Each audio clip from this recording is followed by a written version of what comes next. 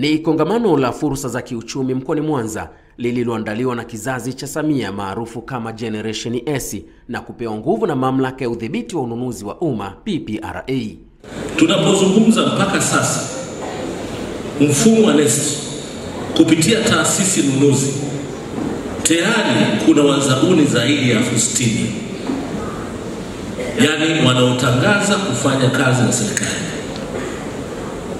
Ila wale ambao wapo tayari kufanya kazi na serikali ambao wamejisajili ni asilimia ni 35,225.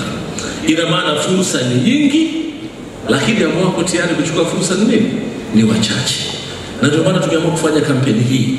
Kongamano hili limefanyika Jumamosi Machi 29 mwaka huu 2025 jijini Mwanza, likishirikisha zaidi ya wananchi 1,000 kutoka makundi mbalimbali. Sasa wakati mwingine tuwahamasisha vijana kwamba una degree sawa, una masters sawa, lakini kama una ajira unaweza kujiajiri. Nimefurahi juzi nimeona mwandishi mmoja hapa wa Star TV ana masters lakini ameanzisha mgahawa wake unaitwa sijui Makande kitu gani. Na kama anatoa wito anasema ningefurahi kwenye restaurant hii ya mtu mwenye masters, mwenye passion ya kupika, Mheshimiwa Rais akija Mwanza aje kula makande yanayopikwa hapa. Nikasema Rais ana mambo mengi, nitakwenda kula mimi kwa niaba yake. Yapo mengi yamehimizwa kwenye kongamano hili. Kubwa zaidi ni wananchi kuchangamkia fursa za kiuchumi, ikiwemo tenda mbalimbali zinazotangazwa kupitia mfumo wa manunuzi wa NeST unaosimamiwa na PPRA. Kwa majina naitwa Sandra Revocatus Shija, ni mkuu wa idara ya ujasiriamali katika shirika la Msichana Tai lililopo Buswelu Mwanza. Tunaomba serikali iweze kumshikilia mtoto wa kike pale ambapo fursa kama hizi zinapojitokeza. Anapoweza kugombania hizi nafasi za tenda, akipata hiyo fursa basi ashikiliwe mkono, aweze kuaminiwa na kupata hiyo tenda, kwani tunaamini kwamba msichana anapowezeshwa katika umri huu alionao kuanzia sasa hivi, anaweza akawa na fursa zaidi, lakini pia anaweza akawa na experience zaidi ili kuweza kufanya kazi hii kwa uaminifu zaidi na kwa weledi zaidi. Nafurahi sana kuwa miongoni mwa walioshiriki kongamano hili. Tunahitaji kujiamini, kukataa umaskini, tubadilike. Siku ya leo nimejifunza kuwa wasichana wengi tubadilike na tuweze na tuwe na ndoto.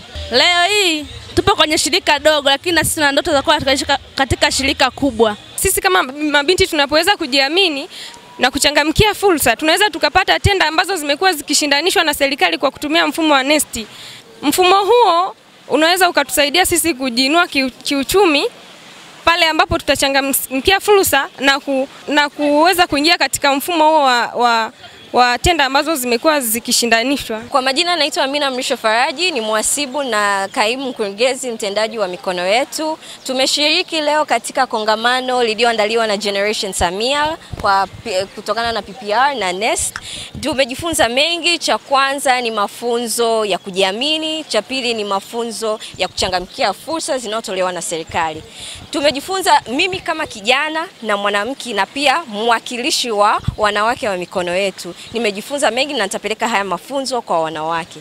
Nimejifunza kuwa kwa kutumia simu za smartphone tunaweza access tenda za serikali kwa kutumia mfumo wa NeST. Tunashukuru sana kwa hili kongamano na kusema asante. Mwanza imetajwa kuwa na fursa lukuki, ikiwemo idadi ya watu wanaokaribia milioni 4, kuzungukwa na ziwa Victoria, vivutio vya utalii na madini, ambapo wananchi wamehimizwa kutumia fursa hizo kujikwamua kiuchumi. Mimi ni George Binagi, JB Puzzle. Hii ni BMG Online TV. BMG, pamoja daima.